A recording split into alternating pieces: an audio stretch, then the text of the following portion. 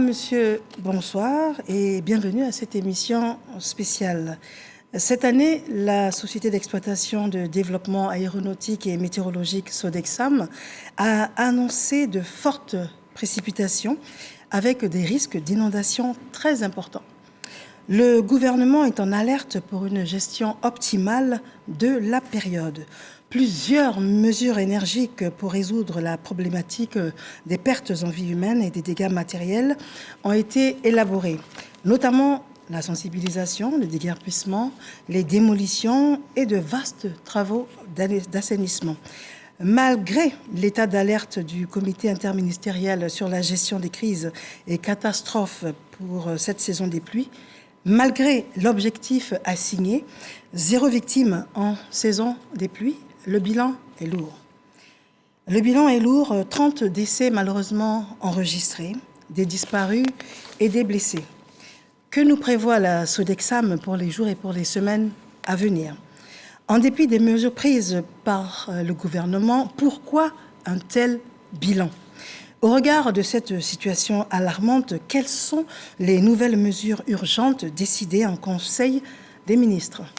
Nous recevons ce soir sur notre plateau spécial, nous recevons les acteurs clés du gouvernement qui pourront donner réponse à nos différentes interrogations. Nous recevons M. Jean-Louis Moulot. Monsieur, bonsoir. Bonsoir, Madame Touré. Vous êtes maire de Bassam. Tout à fait. Et vous êtes également directeur général de la Sodexam. C'est exact. Merci d'être là. Merci à vous. Nous recevons également M. Théan. Bonsoir à vous. Bonsoir, madame. Vous êtes directeur du cabinet adjoint au ministère de la Construction, du Logement et de l'Urbanisme. C'est sûr. Merci d'être là. C'est moi qui vous remercie. Merci bien. Mon colonel Yeo, merci à vous. Vous êtes directeur des opérations de secours à l'ONPC, qui est donc l'Office national de la protection civile. C'est bien ça, Madame Touré. Et pour terminer, nous recevons M. Aou Konon. Monsieur, bonsoir. Bonsoir. Vous êtes directeur de l'exploitation à l'Office national de l'assainissement et du drainage. C'est exact. Messieurs, merci pour votre présence ce soir sur notre plateau. À l'entame de l'émission, ce que l'on aime faire, c'est au-delà de votre présentation, vous poser quelques questions pour que l'on situe mieux le contexte et la raison de votre présence sur le plateau. Alors, maire de Bassam, Monsieur Moulot, Bassam, malheureusement, fait l'actualité en ce qui concerne le niveau d'inondation. Et également, directeur général de la Sodexam, c'est à cette structure que l'on doit la fiabilité et la réalité de ce que l'on vit comme montée des eaux. Effectivement, la Sodexam, comme vous le savez, est l'agence météorologique nationale, donc elle a pour mission de pouvoir mettre à la disposition des décideurs des informations météorologiques fiables, suffisamment en amont pour pouvoir être des outils d'aide à la décision. Comme cela se fait chaque année, des bulletins de prévision en amont de la saison des pluies ont été produits et mis à disposition de l'ensemble des autorités compétentes afin que les dispositions idoines puissent être prises et préparer justement le choc de cette saison des pluies, puisqu'il ne nous aura pas échappé que nous nous situons dans un contexte international où le changement climatique se fait ressentir de plus en plus durement sur différents pays. Et malheureusement, la Côte d'Ivoire en a fait les frais à l'occasion de cette saison des pluies où on a connu des extrêmes. D'accord. Bassam, comment va Bassam? De mieux en mieux. Grand Bassam a été durement touché. C'est le lieu d'exprimer notre solidarité à l'ensemble des populations sinistrées, celles de Grand Bassam, mais des autres communes également de notre pays qui ont été touchées. Et très tôt, nous avions pris les devants en procédant au curage de l'ensemble des canaux secondaires de la ville afin de pouvoir anticiper justement le choc de cette pluviométrie importante qui était annoncée. Et lorsque la crise est survenue, nous avons agi. Et avec l'appui du gouvernement, des mesures vigoureuses ont été mises en œuvre. On va y revenir tout au long de cette émission. Merci à vous d'être là. Monsieur Théan, alors avec vous, la construction, le logement et l'urbanisme, quand on parle de construction, avec vous, on parle également de démolition pour préserver les populations, c'est cela? Tout à fait. Et quand on parle de logement? Alors, ce qu'il faut dire, pour contextualiser un peu, on a une démographie galopante en Côte d'Ivoire, une forte urbanisation qui est constatée au niveau d'Abidjan particulièrement, où nous sommes passés en 2014 de 4,7 millions d'habitants à 6,3 millions d'habitants dans le district d'Abidjan. Malheureusement, cette forte urbanisation n'a pas été suivie d'un accroissement important au niveau des infrastructures, particulièrement les infrastructures d'assainissement et de drainage. Il y en a eu pas mal, mais pas en adéquation avec le rythme d'évolution de la population au cours de ces dernières années, ce qui a entraîné, lorsqu'on a des extrêmes comme M. le maire l'a dit, des inondations comme on peut le constater. On a pu le constater assez récemment. La mission du ministère de la Construction dans l'urgence, c'était, avec l'appui des différents services gouvernementaux, de pouvoir libérer les emprises d'assainissement, donc qui étaient obstruées soit par des bâtis donc, qui ont été démolis, ou par certaines extensions de bâtiments également qui obstruaient le passage des eaux qui ont été également démolies. Vous allez nous expliquer tout cela en long et en large. Colonel Yeo, alors, directeur des opérations de secours à l'Office national de la protection civile, avec vous, on aura le bilan, la réalité de la situation en Côte d'Ivoire avec cette période d'inondation. Tout à fait, Madame Touré. Permettez-moi avant tout propos de remercier la ETI qui nous donne l'opportunité de parler directement aux populations qui nous ont confié leur sécurité. Au nom du ministre de l'Intérieur et de la Sécurité, le général de corps d'armée Diomandé Vagondo, et du directeur général de l'Office national de la protection civile, le préfet hors grade Amankou Kassi-Gabin, qui autorise notre présence sur ce plateau pour participer à cette action commune afin d'adresser cette question à laquelle notre pays, malheureusement, n'échappe pas, comme l'ensemble des pays du globe, vu les incidences des changements climatiques et leurs effets néfastes sur notre cours de vie et puis nos différents modes de vie. Merci. Merci à vous. Monsieur Aou Konan, directeur de l'exploitation à l'Office national de l'assainissement et du drainage, vous allez nous expliquer l'envergure des travaux. C'est un peu cela ce qui a été fait, ce qui est en cours et ce qui va être fait. C'est cela. Il faut dire que je suis là au titre du ministère en charge de l'assainissement et qui parle des pluies, parle d'ouvrages pour gérer les pluies, donc qu'on appelle ouvrage de drainage. Et il faut dire qu'à ce jour, beaucoup a été fait, beaucoup reste à faire. Et bon, pendant les moments de grande pluie, nos services sont beaucoup sollicités. Très bien. Alors nous avons un élément de reportage. Les équipes de reporters sont retournées sur les lieux de drames malheureusement enregistrés. Nous proposons cet élément de reportage qui est signé Davis Oyo, Seydou Ouattara et Ibrahim Touré.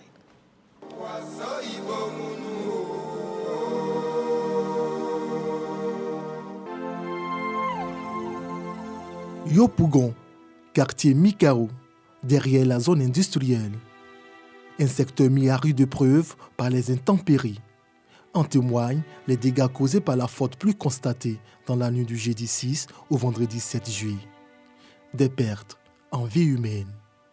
Kakouboya Pierrette a vu son frère de 34 ans asphyxié par la terre rouge provenant du dessus de leur habitation. Quand lui il est venu 23h40 par là, le temps va finir de causer, lui et moi, il était déjà minuit. Il est rentré, puis je suis rentré. Il a commencé à dormir. Et que j'attends au dehors, sortez, il y a quelqu'un, maison est tombée, sortez. Il me réveille, il me lève, il veut venir voir au dehors ce qui se passe. Je vois devant ma porte, la boule est remplie jusqu'au niveau de ma taille. Quand l'électricité était coupée, j'ai vu ça en ombre. Donc il rentre dedans, mon pied rentre dans poto. Je vais toucher à la boule, arrive juste en ma taille. Il a commencé à trembler, crier. Mon enfant, à l'âge de 11 ans, il s'est réveillé dans son sommeil. Il dit, maman, il y a quoi? Il dit, mais non, maison est en train de tomber. Donc l'enfant l'a grimpé et que ceux qui criaient au dehors ont vite de l'enfant. Il dit, il y a quelqu'un dedans, c'est comme ça.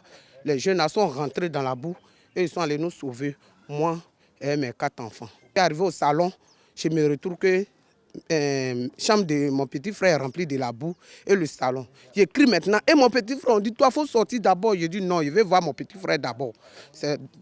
Dans ça, eux m'ont pris et puis m'ont mis au dehors. Elle ne peut contenir ses émotions.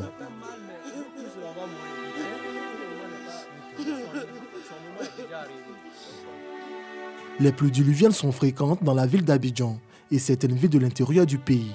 Elles exposent les populations à des inondations et éboulements. Maisons sous les eaux, voitures emportées par le courant d'eau. Les précipitations augmentent en intensité comme en durée, transformant les zones à risque, les rues, en de véritables fleuves.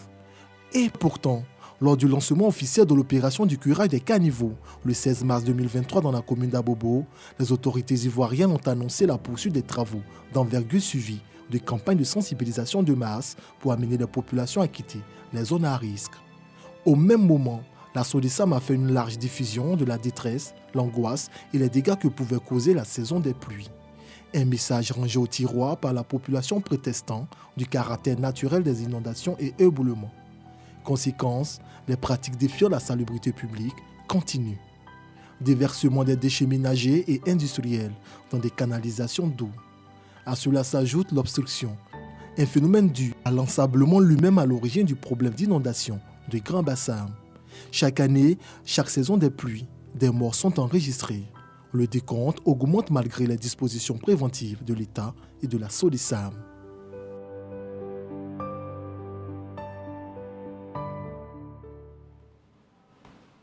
Alors j'ai pu observer beaucoup de soupirs sur le plateau. Ce sont des images difficiles à accepter, à soutenir. Quelles sont vos réactions à chaud, messieurs? Monsieur Moulot, je commence par vous. Eh bien, vous l'avez indiqué, beaucoup d'émotions en visionnant ce reportage, dans la mesure où, en notre qualité d'élus locaux, le bien-être et la sécurité des populations constituent une préoccupation majeure. Donc de pouvoir assister à des drames tels que ceux que l'on a vécus ne nous laisse pas insensibles. Très bien. Monsieur Boatéan? C'est pareil, hein. En tant que représentant de membres du gouvernement, c'est avec beaucoup d'émotion qu'on a suivi ce reportage et profiter de votre antenne pour traduire toute notre compassion à l'ensemble des victimes de ces inondations. Très bien. Mon colonel, Yéhou? En fait, le maître mot ici, c'est compassion. Traduire la compassion des différents acteurs qui sont déployés sur le terrain sans discontinuer depuis plusieurs mois maintenant, en prévision de ces aléas-là.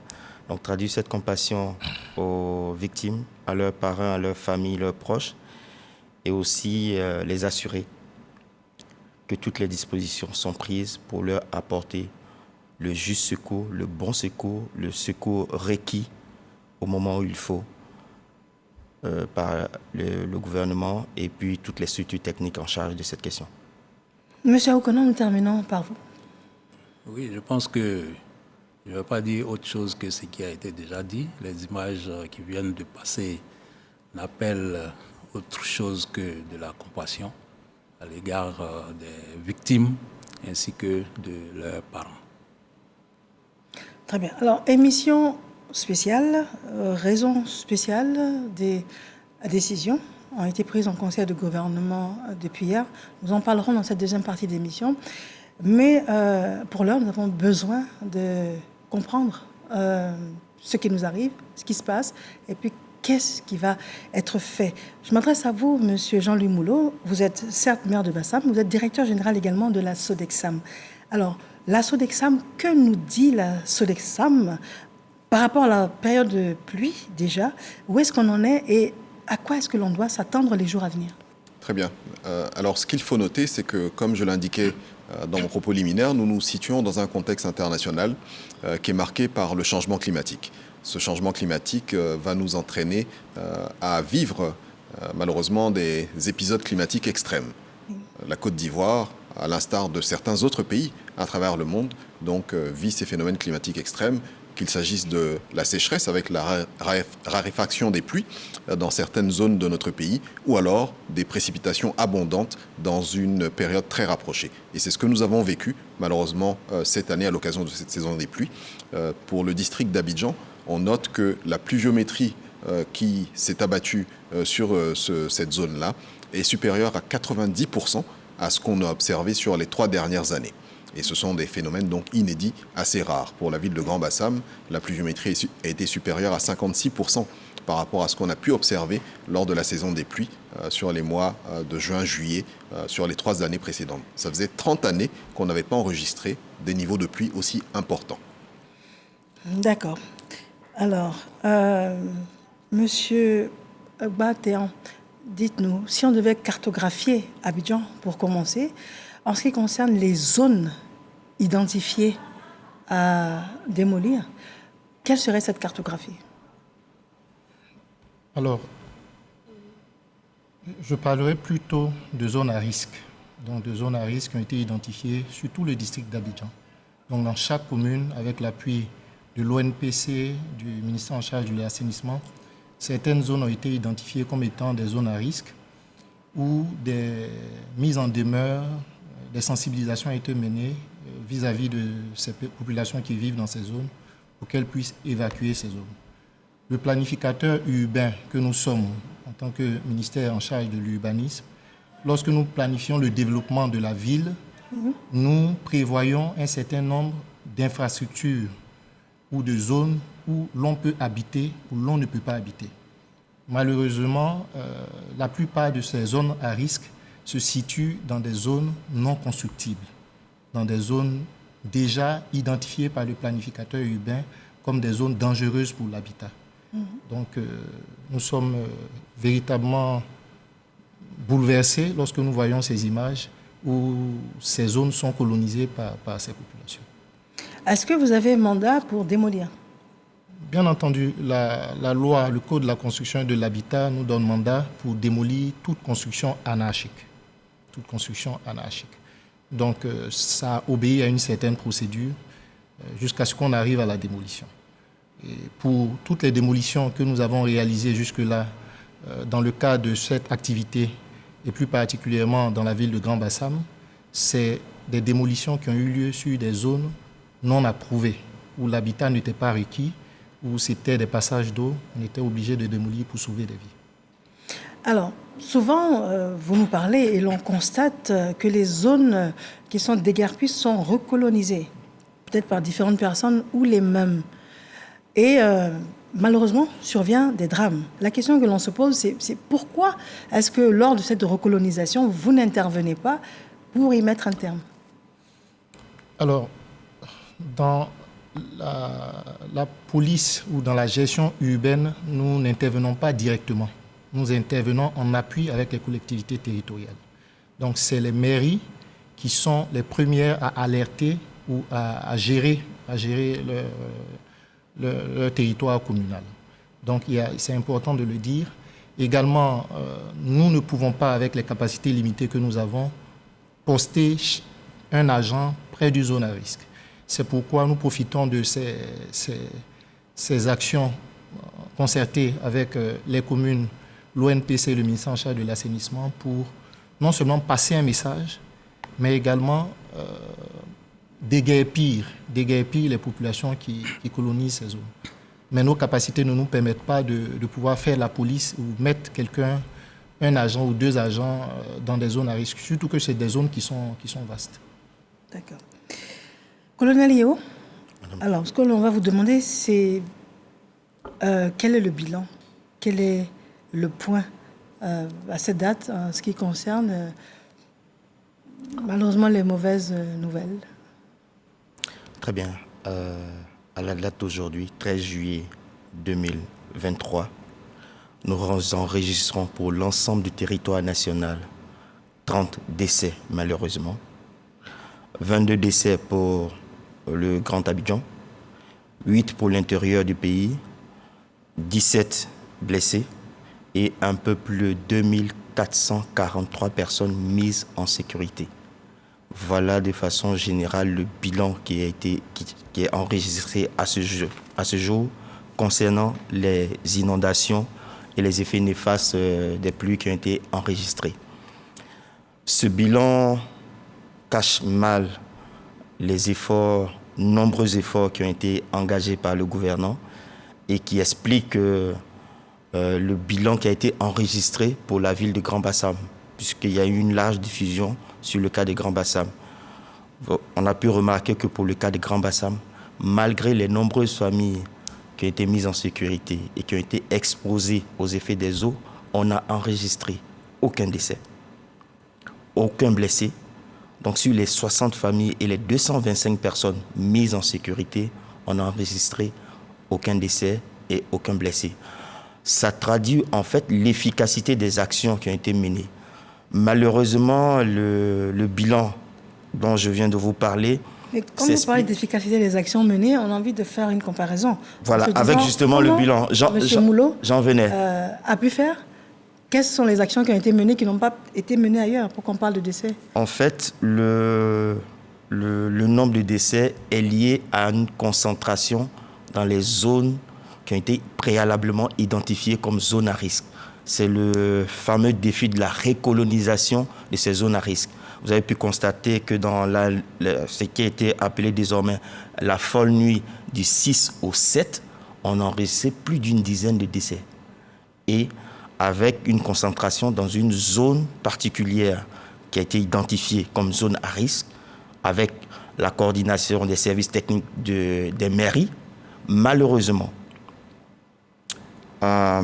des populations recolonisent nuitamment ces zones-là comme abri temporaire pour passer la nuit avec des équipements de fortune. Et c'est plusieurs de ces personnes-là qui ont été piégées par les eaux et les coulées de boue. Ce qui explique en fait ce fort taux en une seule nuit, parce qu'ils se sont mis justement dans ces zones à risque-là, zones identifiées, largement diffusées auprès de ces populations-là, puisqu'elles ont fait l'objet d'un préalable déguerpissement.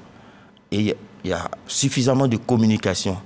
Et donc l'objectif aujourd'hui, c'est d'arriver à avoir l'adhésion des populations par une meilleure compréhension du risque et une meilleure connaissance du risque. Parce que tout plan, aussi parfait fut-il, a besoin de la participation active de ceux pour qui il est établi. Et les premières personnes pour qui ce plan est établi, c'est chacun de nous qui sommes le premier maillon de la chaîne de secours, c'est-à-dire la population. Alors à ce stade de l'émission, j'aimerais vous poser la question suivante. Est-ce que ces 30 personnes décédées ça aurait pu être évité? Largement. Je suis de ceux qui croient, mais Dieu comme fer, et j'en suis pleinement convaincu, que c'est largement évitable et que la Côte d'Ivoire a le potentiel pour éviter ce genre de situation. Parce que, malheureusement, ces situations-là arrivent par le non-respect de consignes basiques. La première étant de libérer les zones à risque, d'éviter de recoloniser ces zones à risque. Et puis surtout, on est en face. On a à gérer en fait un aléa qui est connu, qui est récurrent, qui est cyclique, qui est prévisible. On a des services techniques qui ont une capacité, une expertise reconnue, non seulement au niveau national, mais au niveau international. Sodexam, c'est quoi? Voilà. C'est quoi, 90% de fiabilité là, Plus de 90%, Plus de 90% de fiabilité sur les prévisions qui sont effectivement diffusées. Elles étaient en deçà ou au-dessus de ce qui s'est produit? Alors, non, les prévisions étaient conformes à ce qui s'est produit. Il faut savoir que la météorologie nationale a été certifiée selon la norme ISO 9001 version 2015. Et nous avons un service météorologique qui fait partie des services météo de référence sur le continent africain. Vous aurez noté que notre directeur de la météorologie nationale, d'ailleurs, a été porté au poste de premier vice-président de l'Organisation météorologique mondiale lors du dernier congrès qui s'est tenu à Genève le mois dernier, pour dire que la météo ivoirienne est une météo fiable, qui inspire confiance et qui est respectée au plan international. Le niveau de pluviométrie, ces jours-ci, on va rester dans la même proportion? Alors, il va continuer à pleuvoir. Nous sommes toujours en saison des pluies. Cependant, le pic est passé et nous allons connaître une pluviométrie. Le pic est passé, donc on va dans une période de décrue? Absolument. Nous tendons vers la fin de la grande saison des pluies. Jusqu'à la fin du mois de juillet, donc nous devrions arriver à la fin de la grande saison des pluies et la petite saison des pluies interviendra dans les périodes habituelles. Très bien. Colonel Yeo?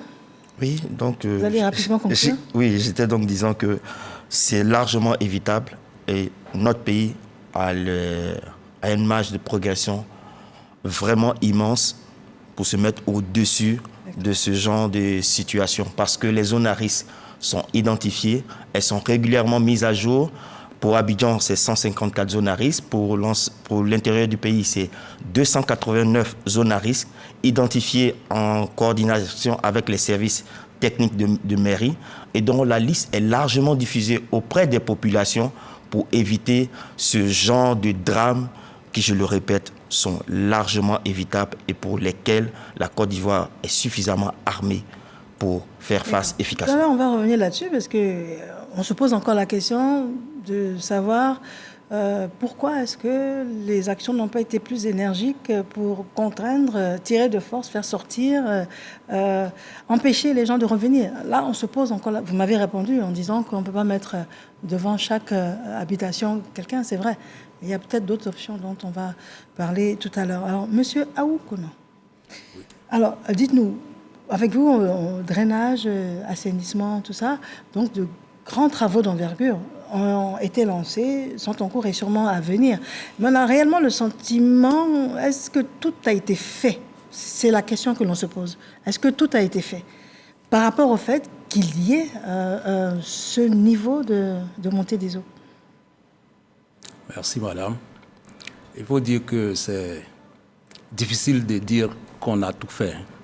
C'est-à-dire que c'est difficile de dire qu'on a fait réaliser les infrastructures qu'il faut et qu'à un moment donné, on ne peut plus avoir de problème.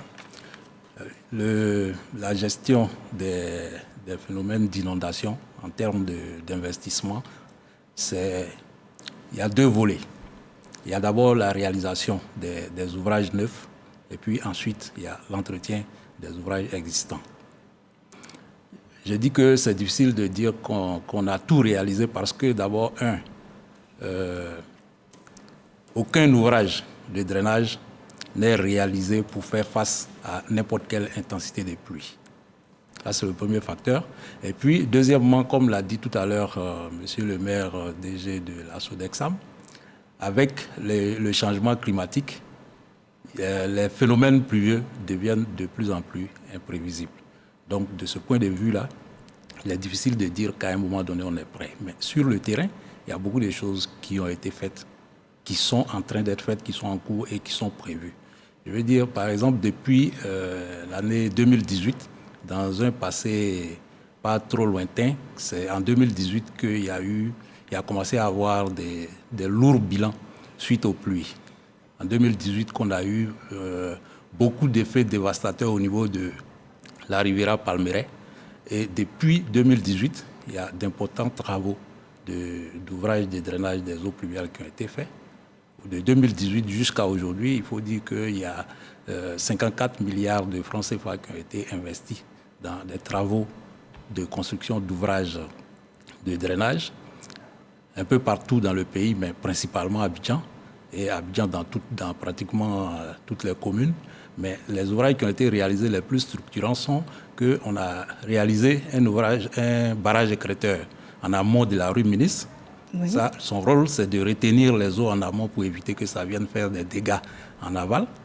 Et puis, globalement, il a été construit 23 km de collecteurs primaires de drainage au niveau des communes de Cocody. Voilà, vous êtes un peu technique pour nous. Mais ce qu'on veut savoir, c'est avec ce niveau d'investissement, avec tout ce qui a été donc initié, ça veut dire que ce que l'on vit, c'est la meilleure version que l'on pouvait vivre. C'est ce que vous êtes en train de nous dire?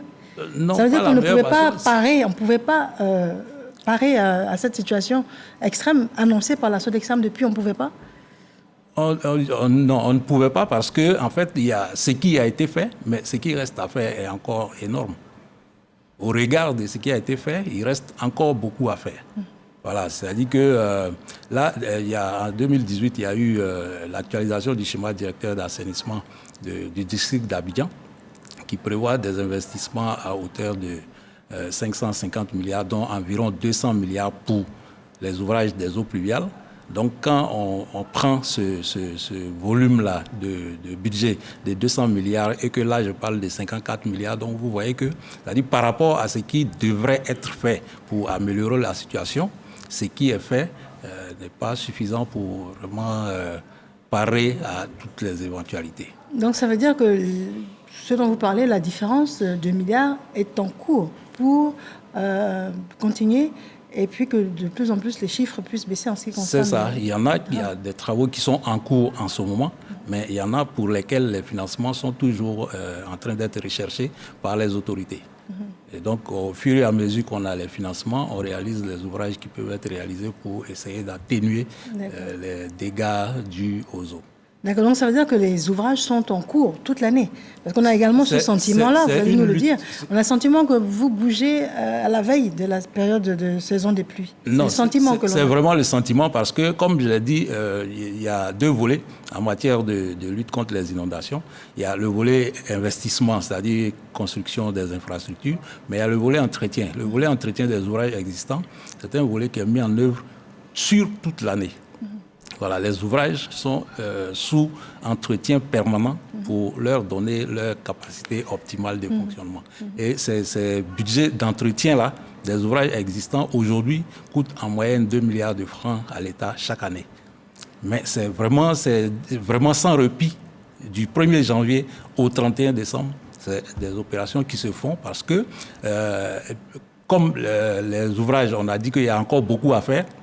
Le peu qui existe déjà, il est important de les maintenir dans leur meilleur état de fonctionnement pour que ça puisse atténuer les effets. Monsieur Moulou, en ce qui concerne la ville dont vous êtes maire, par la grâce de Dieu, vous n'avez enregistré aucune perte en vie humaine, mais énormément de dégâts. Alors, comment va Bassam? Et puis dites-nous, qu'est-ce que les populations ont vécu? Alors, Bassam se porte un petit peu mieux. Grâce aux actions conjuguées de la mairie de Grand Bassam et du gouvernement qui est venu avec des moyens importants. Et je veux saluer l'action justement de ces services du gouvernement. Le ministère de la Construction, mon voisin, le directeur de cabinet adjoint, a été sur le terrain pour superviser les opérations justement de libération des emprises. L'Office national de l'assainissement du drainage qui a dégagé des moyens techniques et des engins pour pouvoir permettre de soulager les populations. Et on ne le dira jamais assez, l'Office national de la protection civile, dont les éléments ont fait preuve d'un grand professionnalisme pour justement mettre en sécurité les populations lorsqu'elles se trouvaient en détresse.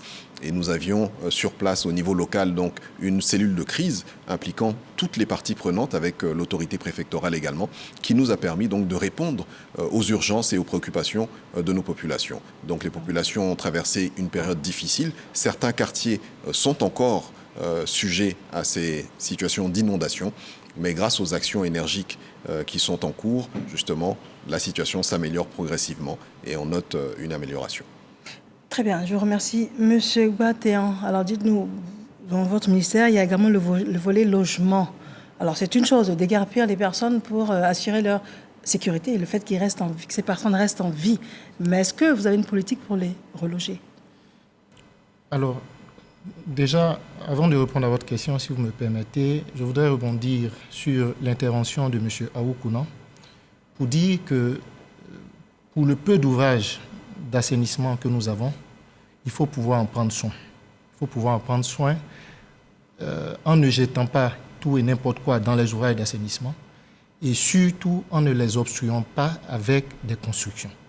C'est pourquoi le message de fermeté de la part du ministre de la Construction, du Logement et de l'Urbanisme est d'actualité sur la démolition de tous ces ouvrages qui obstruent le passage d'eau ou qui encombrent les ouvrages d'assainissement. Pour le cas spécifique de Grand Bassam, nous avons eu plusieurs démolitions qui ont permis quand même non seulement de sauver des vies, mais de libérer le passage d'eau et de permettre à certains quartiers aujourd'hui d'être dans de meilleures conditions de vie. Cela dit, relativement au relogement des personnes qui sont déguerpies tout de suite, les collectivités territoriales, c'est-à-dire les mairies, sont mises à contribution, comme ça a été le cas de Bassam, pour pouvoir prendre en charge les premières personnes déguerpies dans l'urgence. Et avec l'appui de l'ONPC, c'est-à-dire toute la cellule de crise, au niveau des communes d'Abidjan, des sites ont été déjà identifiés pour reloger les personnes à déguerpir.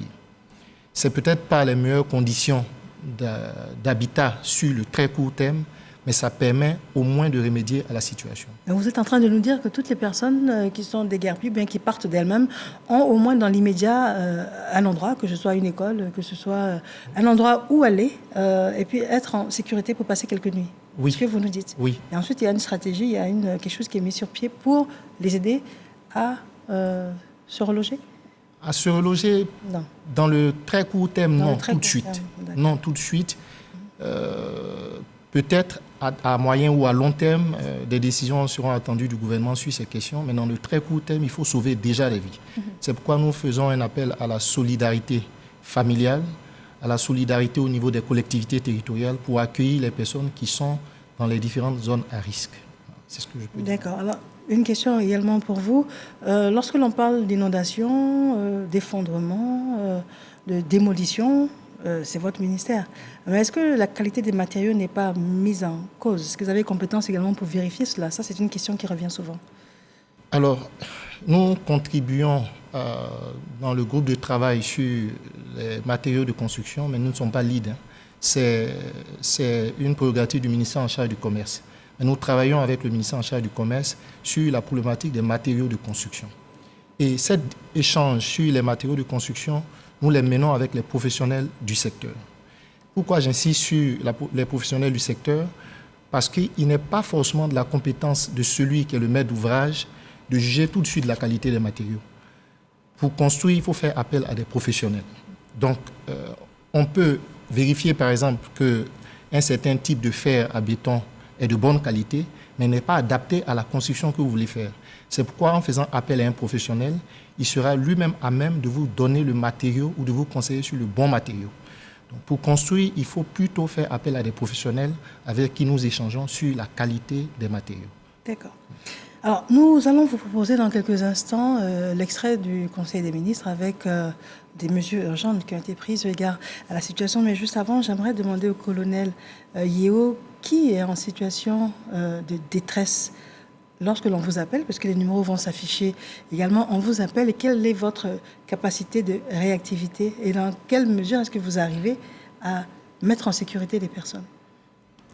Très bien. Toute personne qui se trouve dans une situation où, de par ses propres moyens, elle ne peut pas se sortir de cette situation-là, le conseil qui lui est donné, c'est de recourir aux différents services de secours dont les numéros sont largement diffusés pour qu'elle puisse avoir l'aide extérieure nécessaire pour se sortir de cette situation-là et reprendre un cours de vie normal. Voilà en ce qui concerne la situation de détresse.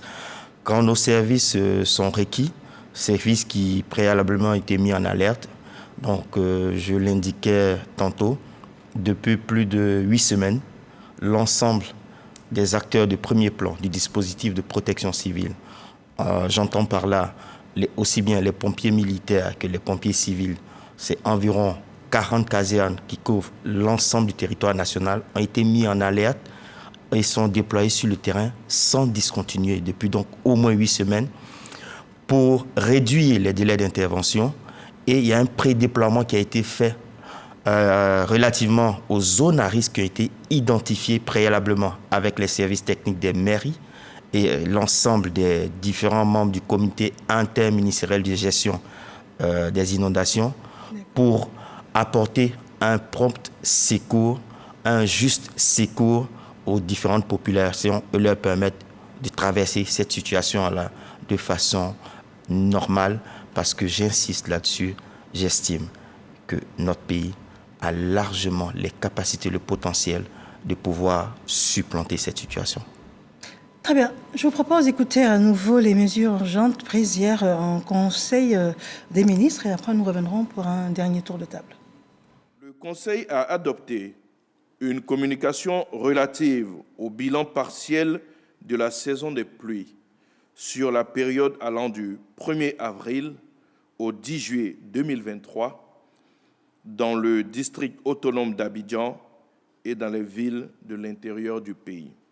Les pluies abondantes qui s'abattent depuis le mois d'avril 2023 ont causé, hélas, des pertes en vies humaines et des dégâts matériels importants en dépit des mesures préventives prises par le gouvernement. À la date du lundi 10 juillet, nous déplorons malheureusement 30 décès, dont 22 à Abidjan et 8 à l'intérieur du pays. Le gouvernement réitère sa compassion et sa solidarité aux familles éplorées, aux blessés et à toutes les personnes sinistrées. Au regard de cette situation alarmante, le Conseil a arrêté les mesures ci-après. Le renforcement du prépositionnement des secours dans les zones à risque.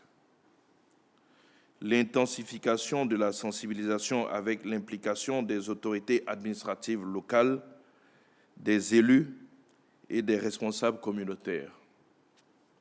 Un appui particulier à la mairie de Grand-Bassam pour la prise en charge des personnes sinistrées et des travaux à y exécuter. La destruction des sites à risque pour éviter d'éventuels drames et la consolidation des budgets des acteurs opérationnels en charge de la gestion des effets néfastes des pluies. Alors, je propose de regarder en détail les différentes mesures urgentes qui ont été adoptées par le gouvernement hier en Conseil des ministres. Nous commençons par le renforcement du prépositionnement des secours dans les zones à risque. Colonel Yeo. Renforcement du prépositionnement des secours dans les zones à risque, ça signifie que les secours seront prédéployés en fonction des différentes zones qui ont été identifiées comme des zones à surveiller par rapport à l'aléa inondation pour permettre un rapide secours aux populations, donc réduire au maximum les délais d'intervention, les rendre le plus courts possible, et puis surtout assurer une surveillance quasi continuelle, puisque ça tourne en boucle 24 heures de ces dites zones-là pour éviter justement ou bien participer à éviter la recolonisation. On en parlait tantôt, l'épisode de la nuit du 6 au 7, les 80% des cas de décès sont liés à la recolonisation des zones identifiées comme zones à risque. Mais la réalité, voilà. la réalité, c'est que quand on vous écoute parler, on a envie de vous dire pourquoi attendre des mesures urgentes? Pourquoi est-ce que vous ne l'aviez pas fait? C'est une question de moyens? Ça a été fait. Ce sera renforcé parce que la situation que nous connaissons actuellement est excédentaire par rapport aux prévisions de précipitations prévues. Et surtout, dans des grandes villes comme c'est le cas à Abidjan, l'accumulation et la concentration de biens sur des périmètres de plus en plus réduits aggrave avec des comportements inadéquats le risque que nous connaissons, qui est un risque mondial, avec, on ne le dira jamais assez, les changements climatiques, les phénomènes extrêmes, mais qui sont aggravés par le comportement humain. C'est-à-dire, au-delà de la cause naturelle, on a les causes anthropiques, malheureusement, qui constituent à démultiplier le risque. Vous en parliez. Alors, quand vous faites récurer les caniveaux, par exemple, ça veut dire que les populations remettent des déchets là-dedans qui obstruent, c'est là. Mais la question que l'on vous pose, c'est pourquoi les caniveaux sont ouverts, par exemple? Peut-être Lona va répondre. Oui, allez-y, dites-nous.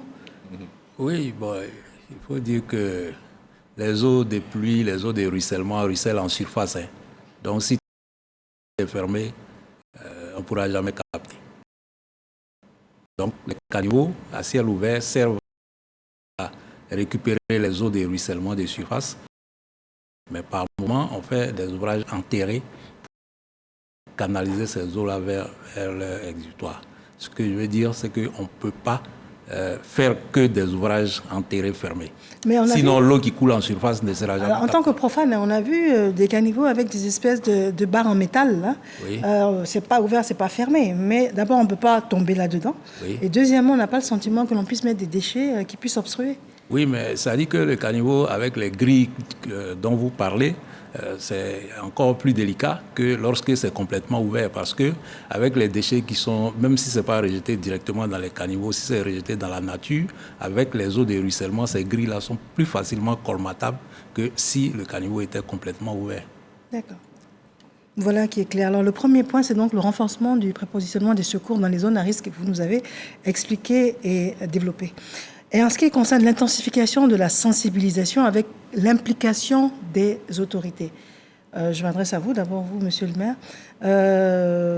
Vous avez déjà initié un genre de collaboration, et puis de communication avec les populations. Absolument, nous disposons d'un outil qui est la cellule civilo-militaire, qui est présidée par le préfet du département, qui rassemble donc l'ensemble des forces ainsi que les leaders communautaires. Et c'est à travers cette cellule civilo-militaire que nous avons communiqué en amont de la saison des pluies sur justement les tendances qui étaient attendues. Cela a permis donc d'informer les populations et de les amener à prendre des dispositions afin de limiter l'impact négatif de ces pluviométries abondantes qui étaient annoncées. La cellule civilo-militaire a été mise en mission lorsque les catastrophes, les drames ont été observés pour pouvoir renforcer la sensibilisation. Et ce travail a commencé dans les quartiers, dans les villages. Cette cellule-là fait des rencontres de proximité pour rappeler aux populations ces messages essentiels. D'abord, nous avons une responsabilité collective de préserver les ouvrages de drainage pour leur permettre de remplir leur fonction, qui est justement de drainer, d'évacuer les eaux de pluie vers le milieu naturel. Et nous avons également la responsabilité d'être vigilants dans nos quartiers, d'être les gardiens de ces ouvrages-là. Oui. Lorsqu'on observe qu'un voisin où un individu vient construire sur un ouvrage de drainage, notre responsabilité est d'interpeller tout de suite les autorités locales afin qu'elles puissent agir, parce que comme disait le directeur de cabinet adjoint du ministre de la Construction, les mairies, le ministère ne peuvent pas être présents dans tous les quartiers, dans tous les villages, derrière chaque habitant. C'est vous qui prenez le relais? Absolument. Absolument. D'accord. Vous avez des propos complémentaires? Oui, c'est-à-dire à la suite de monsieur le maire pour rebondir sur certainement le point de la libération des emprises, notre action sera plus vigoureuse.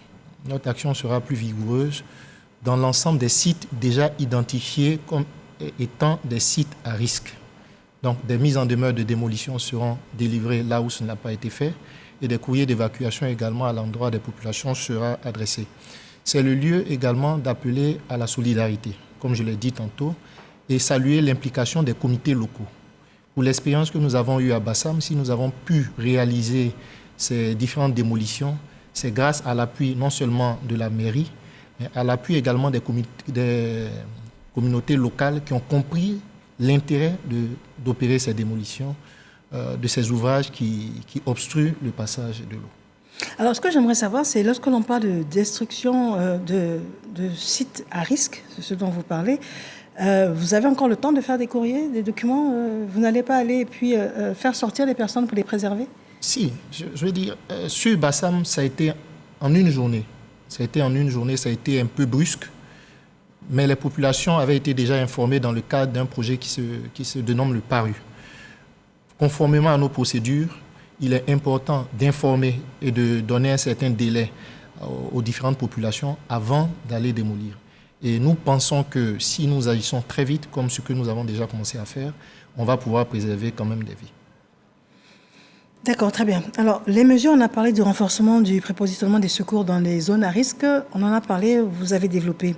On a parlé de l'intensification de la sensibilisation avec l'implication des autorités. On en a parlé avec vous également. Nous venons de parler donc de la destruction des sites à risque. Et là, il y a un appui particulier à la mairie de Grand Bassam et la prise en charge des sinistrés. À ce stade, est-ce que vous avez déjà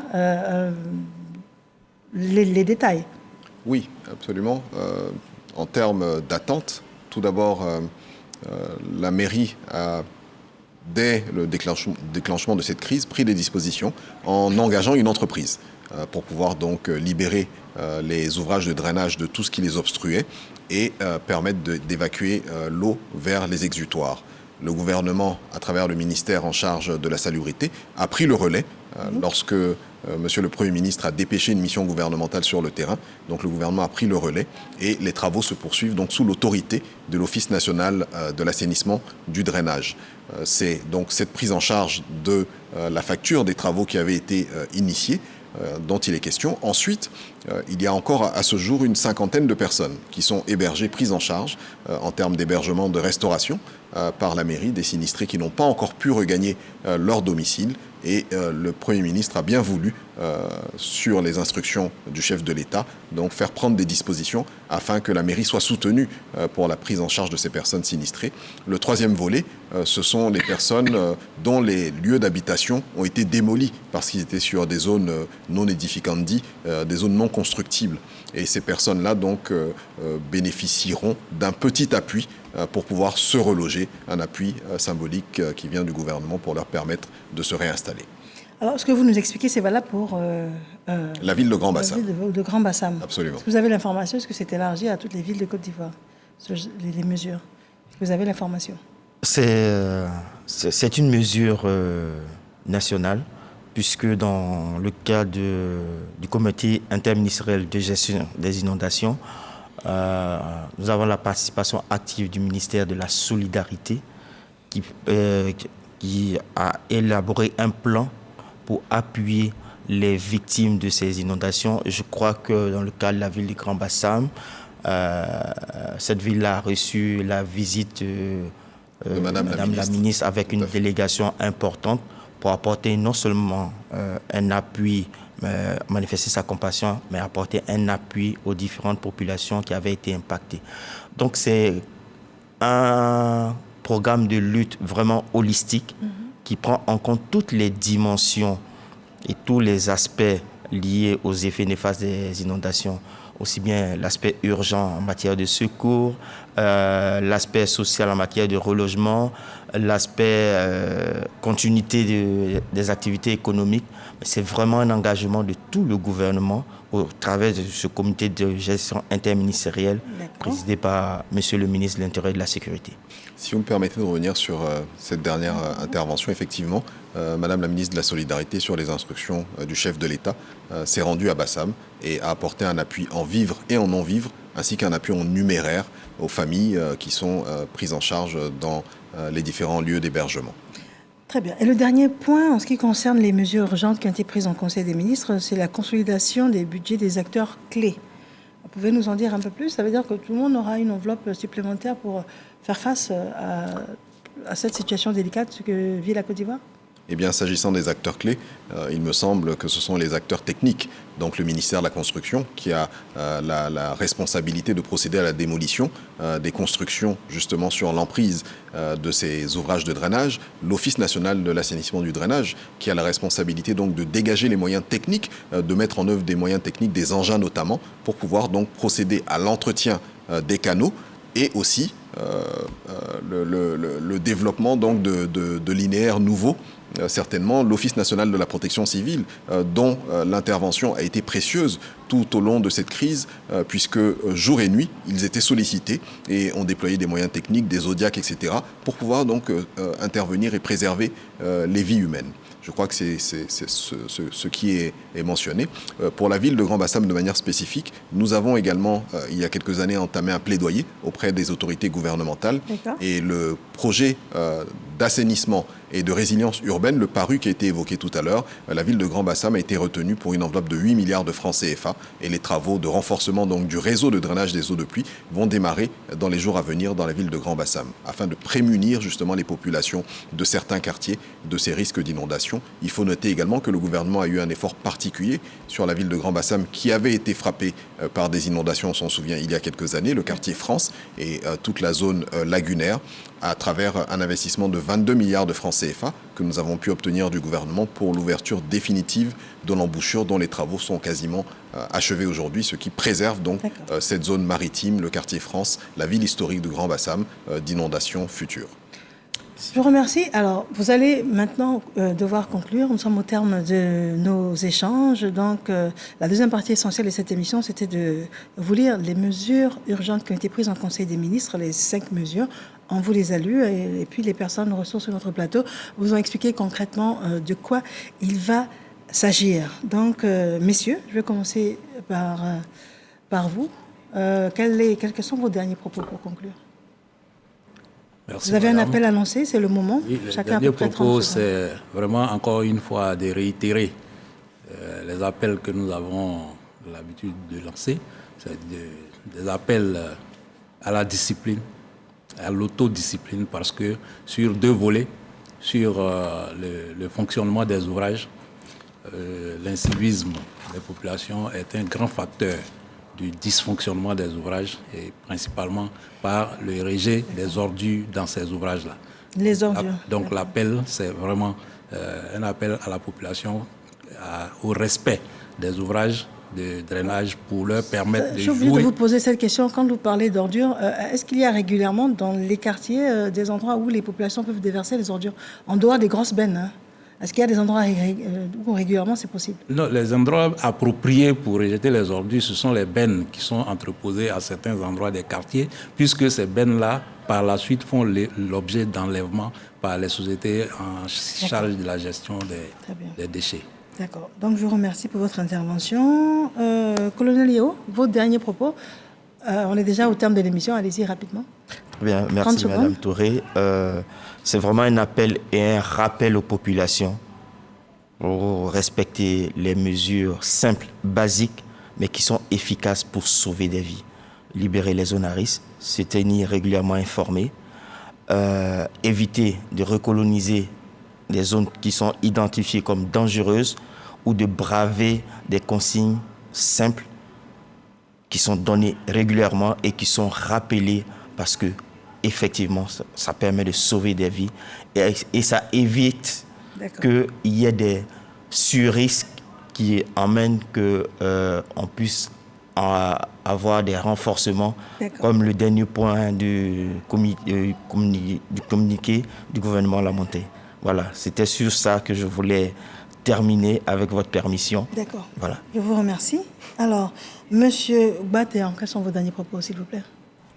C'est dans la continuité, demander aux populations pour une question de vie ou de mort, de libérer ces zones à risque et rassurer les uns et les autres que nous allons faire énormément d'efforts pour non seulement libérer ces différentes zones à risque et veiller à leur sécurisation en appui avec les collectivités territoriales. Et pour terminer, rassurer les différents détenteurs de titres de propriété définitifs, des personnes qui vivent dans les sites approuvés, qu'elles n'ont pas grand-chose à craindre parce que le ministère de la Construction, en lien avec le ministère en charge de l'assainissement, dans la planification de ces différentes zones, a pris le temps de faire une analyse holistique des difficultés que les populations peuvent rencontrer.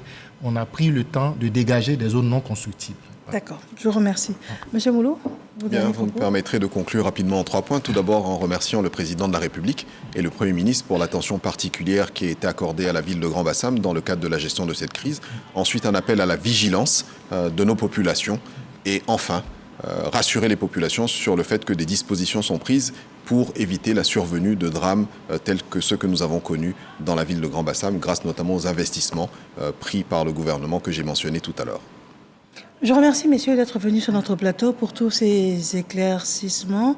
Des mesures urgentes prises en Conseil des ministres, nous venons de vous les énoncer et de vous expliquer le contenu en ayant pris le soin bien avant de faire le bilan, la situation en réel en ce qui concerne cette saison des pluies. La Sodexam nous annonce également que le pic est passé, mais il y a des fortes pluies encore qui sont annoncées. Donc, vigilance. Il vous demande également d'être extrêmement discipliné et surtout éviter les zones à risque. Prenez soin de vous. Prenez soin des autres. Merci de nous avoir suivis. Madame, monsieur, bonsoir.